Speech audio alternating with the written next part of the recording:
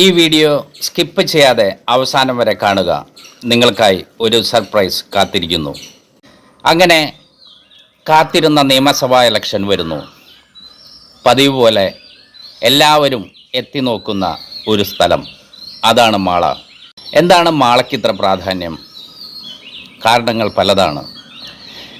നമ്മുടെ മുൻ മുഖ്യമന്ത്രി കെ കരുണാകരൻ, മാള അരിവന്നൻ എന്നിവ അതീവ പ്രശസ്തിയിലേക്ക് ഉയർത്തിയ ഒരു കൊച്ചു പട്ടണം.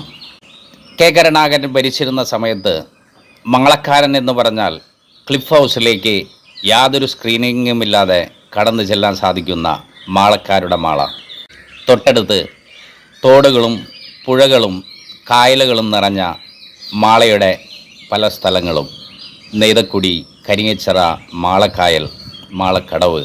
മാളയിലെ അതിപുരാതനമായ ജൂതന്മാരുടെ സിനഗോഗും അവരുടെ ശവക്കോട്ടയും. ഒരു 2 കിലോമീറ്റർ അകലെ കേരളത്തിനകത്തും പുറത്തും അതിപ്രശസ്തമായ അതിപുരാതനമായ പാമ്പുമൈക്കാട്ടുമന. അതിനേക്കാൾ ഉപരി മാള എന്ന കൊച്ചുപട്ടണം ഈ കേരളത്തിലെ ഒരു പ്രമുഖ തുറമുഖമായിരുന്നു എന്ന് പറഞ്ഞാൽ നിങ്ങൾ വിശ്വസിക്കുമോ? വിശ്വസിക്കണം.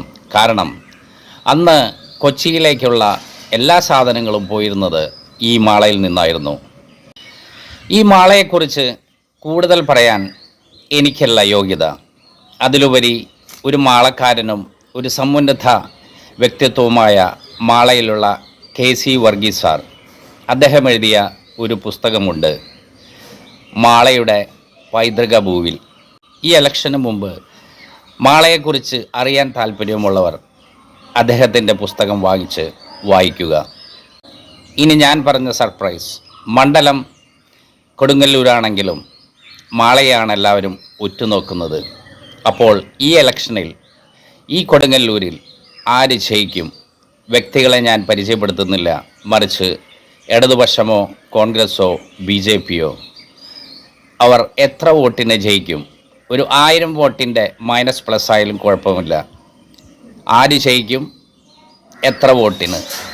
ഇത് പ്രഡിക്റ്റ് ചെയ്യുന്ന ഒരാൾക്ക് ഞാൻ 1000 രൂപ ഒരു ചെറിയ സമ്മാനമായി തരും. നിങ്ങളുടെ സ്വന്തം സന്തോഷ് ആലപ്പാട്. നിങ്ങളുടെ വിലയേറിയ അഭിപ്രായങ്ങൾ എത്രയും പെട്ടെന്ന് കമൻറ്റിലൂടെ അറിയിക്കുക. നിങ്ങൾക്കായി 1000 രൂപ കാത്തിരിക്കുന്നു.